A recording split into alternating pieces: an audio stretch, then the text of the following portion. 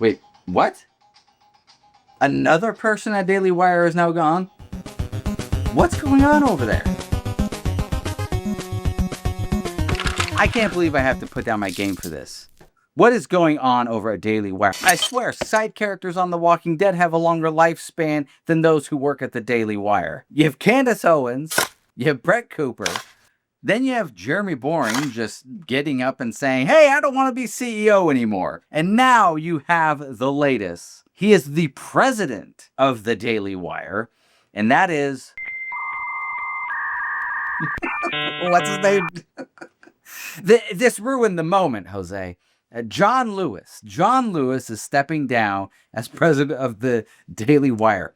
And we're going to get into the details surrounding that in just a second. I just want to say what's going on, everybody, and welcome back to the channel. I'm Chase, and this Cut at the Chase with me, Chase. And if you haven't yet already, please subscribe to the channel so you never miss a video like this.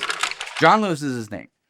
He is stepping down amid financial struggles. That is coming from James Lee and a lot of other people over at X. And now I will say, James Lee, he's not just a rando. He, along with Ian Carroll, also kind of was breaking the news about Brett Cooper before it was official that Brett Cooper actually left. So James has some good credibility in my book. And so he says in his post here, once a top lieutenant to recently ousted CEO and co-founder Jeremy Boring, sources say his departure was inevitable after internal backlash over the company's financial mismanagement. So is that to say that's Jeremy's financial mismanagement, or is that John Lewis? I guess what's the picture that's being painted here is that Jeremy Boring kind of ran wild with the money, and now Daily Wire is kind of in shambles a little bit. And so this guy, John Lewis, is like, you know what, I'm peacing out. I'm out of here. So credit to James here. He kind of dives back into how the Daily Wire is funded and where that kind of all started from. Starts off with who funds the Daily Wire. With CEO Boring out and the company in turmoil, let's dive into the powerful investigators backing the Daily Wire. Some familiar, others newly revealed. Let's do it. First, the stuff you already know. In 2015, Ben Shapiro and Jeremy Boring launched Daily Wire with $4.7 million of seed funding from billionaire petroleum industry brothers Dan and Ferris Wilks. And then over the next decade, the endeavor was wildly successful. Hey, if any of you guys know their numbers, let me know. I'll hit them up. That is until 2023, when Axios reported that the Daily Wire raised an undisclosed round of capital at a valuation north of $1 billion. I always thought that valuation was sus. I like the Daily Wire. I like what they do. I want to be perfectly clear with that. I don't hate the Daily Wire. I don't have anything against them per se, with a few surprising new investors. One investor in the undisclosed 23 funding round for Daily Wire, James Cam. Cam is the managing director at Thiel Capital. He also serves on the board of directors for the Thiel Foundation and is a young global leader at the World Economic Forum. I'm not a fan of that.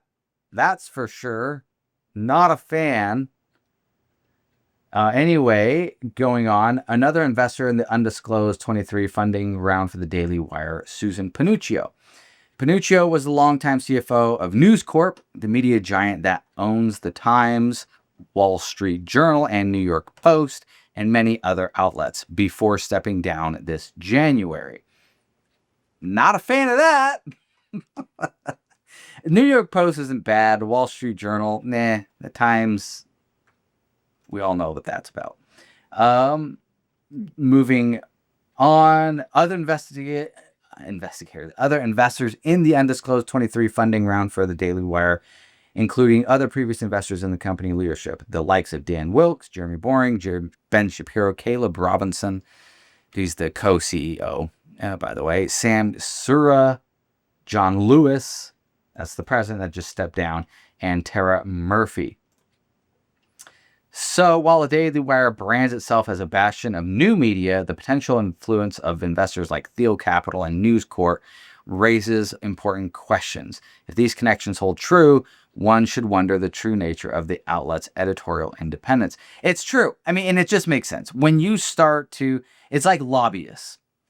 When lobbyists are paying politicians, you are buying them to vote a certain way or to expand your interests. And so the same is true for investors in media. That dude from the World Economic Forum, I'm not a fan of that.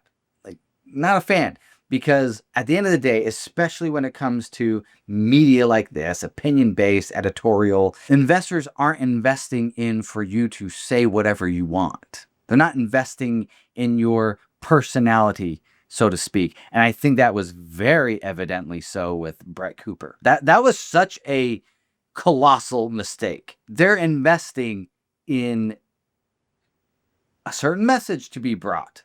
It may not be a hit you over the head with something, but maybe just tweaking a message a little bit to kind of influence one way or the other.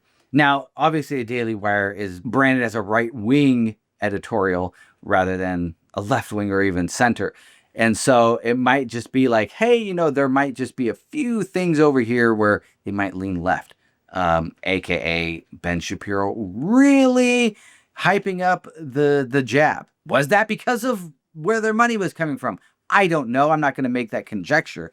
But it was a weird take, especially given that the predominant consensus on the right was, we're not taking no jab.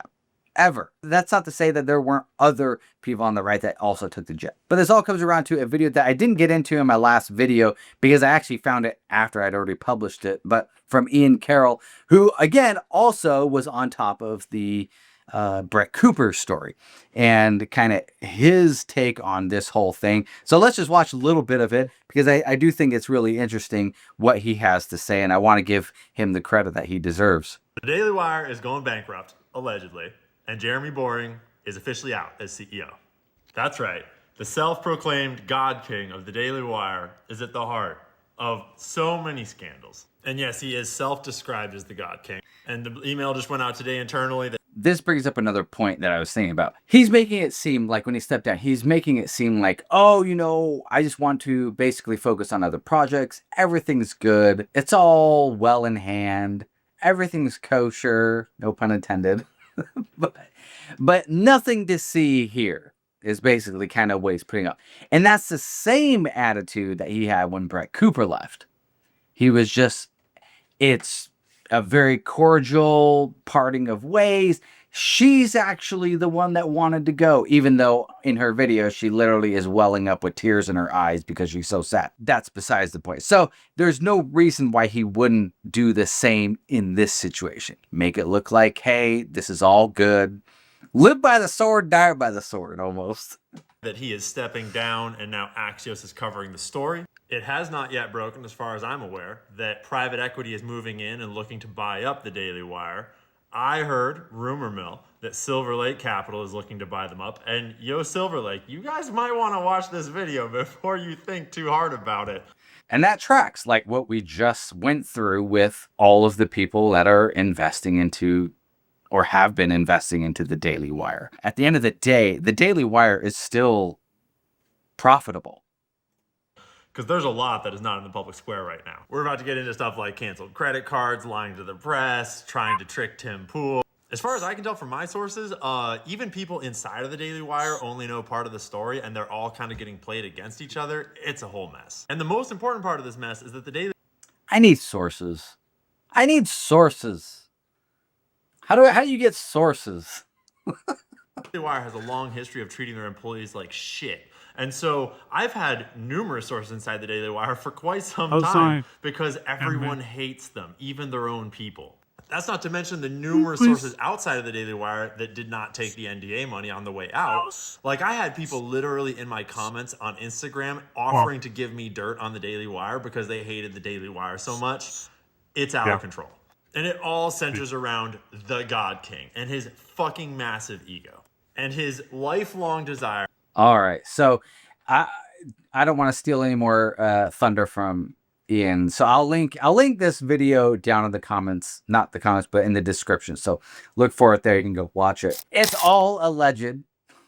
There's no hard proof there or anything like that. It's all alleged, but very interesting. Like I said, him and James Lee, they were also on the ground right when the Brett Cooper scenario happened. And a lot of that was proven to be true. So who knows what's going on. But it is interesting that now another higher ranking upper management is leaving the Daily Wire. So we'll see how that plays out. Like I said, for me, I think the Daily Wire does good work. I don't have any bones to pick with the Daily Wire outside of just the obvious of what's going on, like the decisions that have been made in regards to, you know, Brett Cooper and Candace Owens. I don't understand it. I don't get it. But I love to know what you guys think. What do you guys think about all of this? On the surface, it looks like it's imploding, at least.